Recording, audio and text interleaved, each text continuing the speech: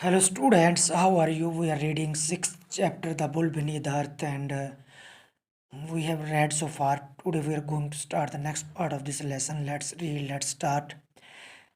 As Man Singh had not been to areas outside Amritsar, Karam Singh told him about the geography of his village.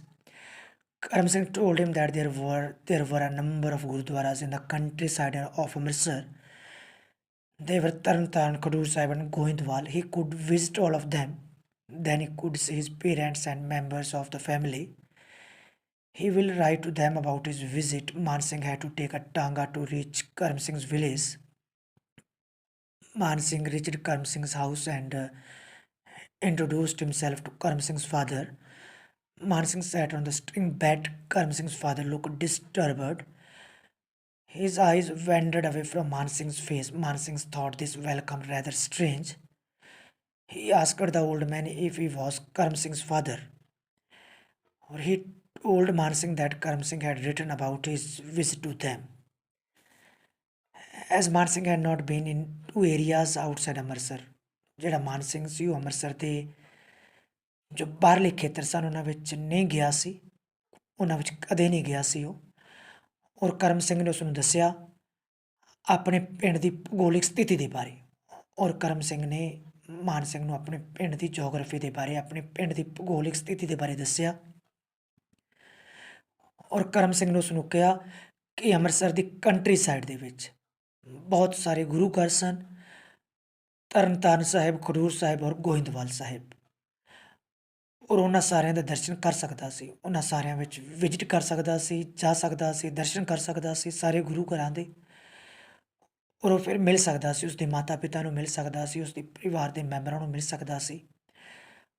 ਔਰ ਉਹ ਲਿਖ ਦੇਵੇਗਾ, he will right, ਉਹ ਆਪਣੇ ਮਾਤਾ ਪਿਤਾ ਨੂੰ, ਆਪਣੇ ਪਰਿਵਾਰਕ ਮੈਂਬਰਾਂ ਨੂੰ ਲਿਖ ਦੇਵੇਗਾ ਮਾਨ ਸਿੰਘ ਦੇ ਪਹੁੰਚਣ ਬਾਰੇ।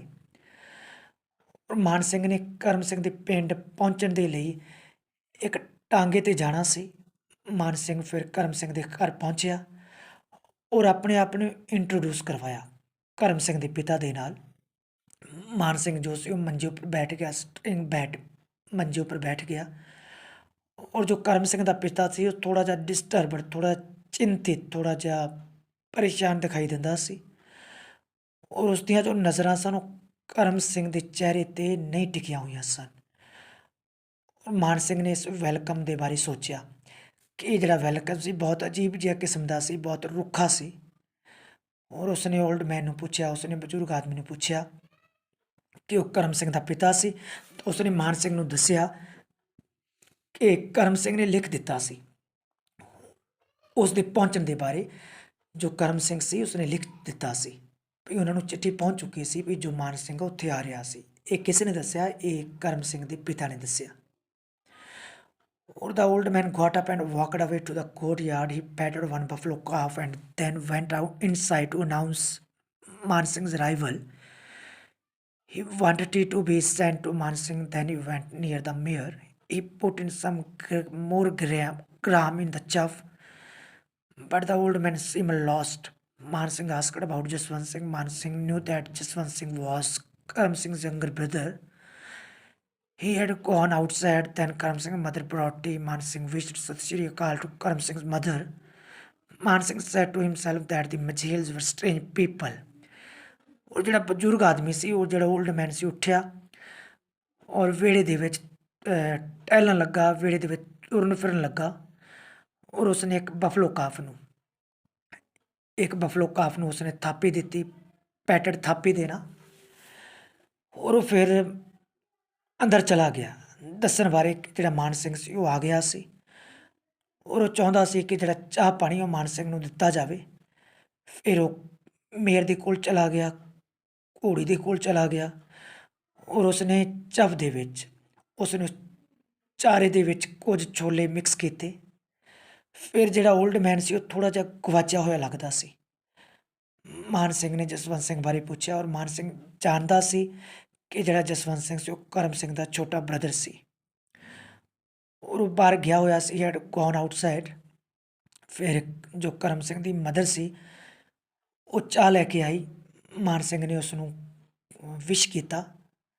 ਮਾਨ ਸਿੰਘ ਨੇ ਕਰਮ ਸਿੰਘ ਦੀ ਮਾਤਾ ਨੂੰ ਵਿਸ਼ ਕੀਤਾ ਔਰ ਮਾਨ ਸਿੰਘ ਨੇ ਆਪਣੇ ਆਪ ਨੂੰ ਕਿਹਾ ਉਹ ਆਪਣੇ ਆਪ ਵਿੱਚ ਸੋਚ ਰਿਹਾ ਸੀ ਕਿ ਜਿਹੜੇ ਮਝੈਲ ਲੋਕ ਸਨ ਉਹ ਬਹੁਤ ਅਜੀਬ ਕਿਸਮ ਦੇ ਲੋਕ ਸਨ। Jaswant Singh came at night ਔਰ ਜਸਵੰਤ ਸਿੰਘ ਜੋ ਸੀ ਉਹ ਰਾਤ ਨੂੰ ਆਇਆ।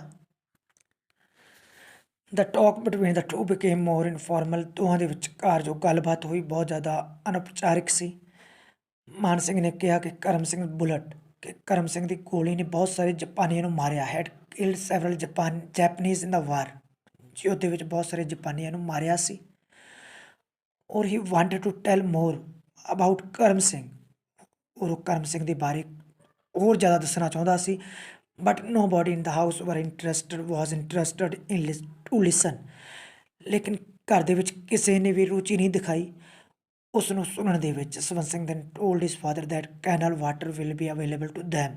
ਔਰ ਜਸਵੰਤ ਸਿੰਘ ਨੇ ਆਪਣੇ ਪਿਤਾ ਨੂੰ ਦੱਸਿਆ ਕਿ ਜੋ ਨਹਿਰੀ ਪਾਣੀ ਸੀ ਉਹਨਾਂ ਨੂੰ ਮਿਲ ਜਾਵੇਗਾ ਦਾ ਡੇ ਆਫਟਰ ਟੁਮਾਰੋ, ਪਰਸੋਂ ਮਿਲ ਜਾਵੇਗਾ।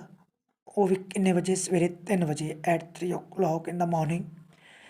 ਮਾਨ Singh said that Karam Singh in the army they don't have to get up early in the morning. ਔਰ ਮਾਨ ਸਿੰਘ ਨੇ ਕਿਹਾ ਕਿ ਜਿਹੜਾ ਕਰਮ ਸਿੰਘ ਸੀ ਉਹ ਸਵੇਰੇ ਜਲਦੀ ਨਹੀਂ ਉੱਠਦਾ ਸੀ। ਦਿਸ remark about Karam Singh failed. ਔਰ ਇਸ ਗੱਲ ਨੇ ਵੀ ਕਰਮ ਸਿੰਘ ਦੀ ਇਸ ਜਿਹੜੀ ਰਿਮਾਰਕ ਸੀ, ਕਰਮ ਸਿੰਘ ਦੀ ਜੋ ਇਹ ਰਿਮਾਰਕ ਸੀ ਉਹ ਵੀ ਅਸਫਲ ਹੋ ਗਈ।